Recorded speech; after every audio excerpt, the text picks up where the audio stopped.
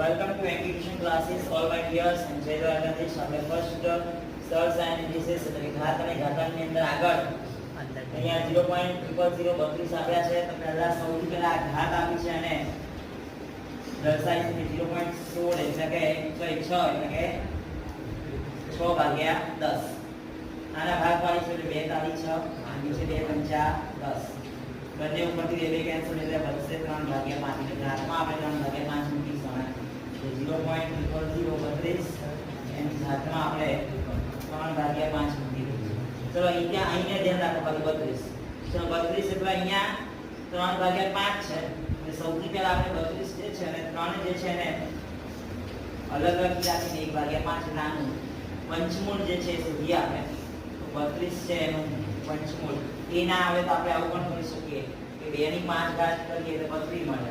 જો આ 5 ઘાત કરવા જાય તો આ જે 32 છે એ પંચમૂળમાં આવી જાય તો 32 નું પંચમૂળ શું નીકળે? 2. તો આપણે 32 ની જગ્યાએ 2 લખી દઈશું.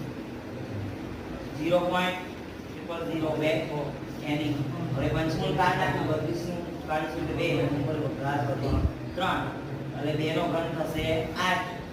પણ અહીંયા જોવાનું છે કે પોઈન્ટ પછી કેટલા આંકડા છે? 1 2 3 4 અને 5. એ 5 નો ઘાત સાથે ગુણાકાર કરીએ આપણે 5 ગુણ્યા 3 ભાગ્યા 5 થાય 5 5 કેન્સલ એટલે કેટલા વધશે? 3. તો આ જે 8 આવે એના પછીના પોઈન્ટ 3 પોઈન્ટ આપણે આગળ ખસેડીએ તો પોઈન્ટ અહીં છે તો 1 એટલે 0 પછી 2 એટલે ફરી 0 અને પછી ત્રીજો એટલે આનો આન્સર આવશે 0.008.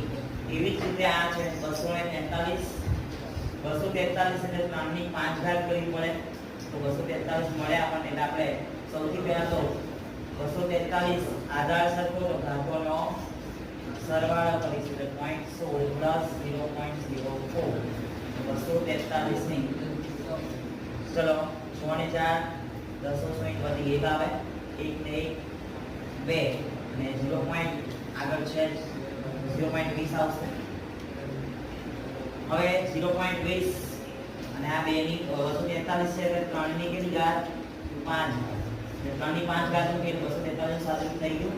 ઉપર 0.20 છે 0.20 એટલે 2 ભાગ્યા 10 કહેવાય બરાબર. 3 ની જોડે 2 ભાગ્યા 10 લખીશું આની જગ્યાએ તો 3.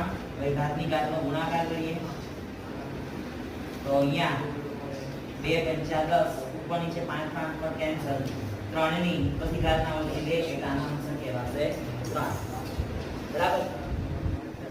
આ દાખલો હોમવર્ક ની અંદર તમારે કરવાનો છે. થેન્ક યુ એન્ડ જય દ્વારકાધીશ.